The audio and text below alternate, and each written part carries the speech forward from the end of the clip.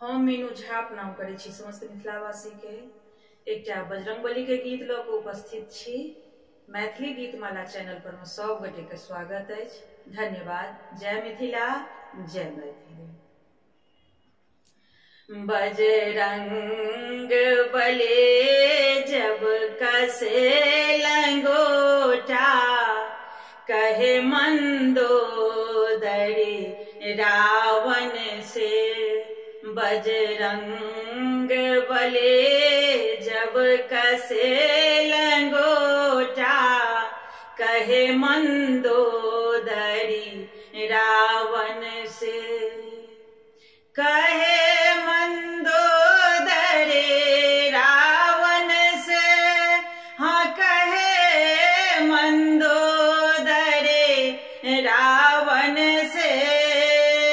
कहे मंदोदरी रावण से, हाँ कहे मंदोदरी रावण से। बजरंग बली जब कसे लंगोटा, कहे मंदोदरी रावण से। जहिया सो पिया सिया हरि अनलहु, काग बोले मंदिर चढ़ के। जहिया सो पिया सिया हरि अनलहु, काग बोले मंदिर चढ़ के। बजरंग बली जब कसे लंगोटा, कहे मंदोदरी रावण से। जनक दुलारी छली कुमारी, किया नहीं अनलो धनुष तोड़ के।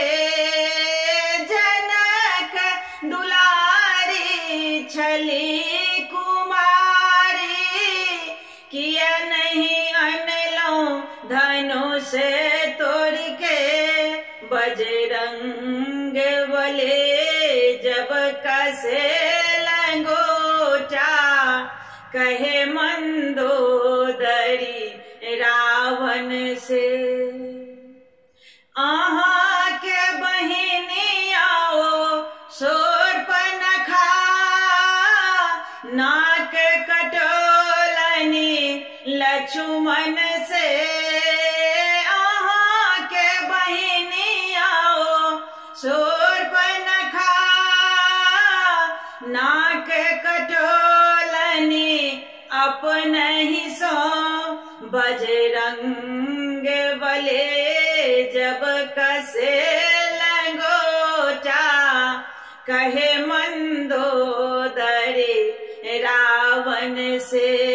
बजरंग बली जब कसे लंगोटा, कहे मंदोदरी रावण से। कहे मंदोदरी रावण से, हाँ कहे मंदोदरी रावण से। बजरंग बली जब कसे लंगोटा, कहे मंदोदरी रावण से।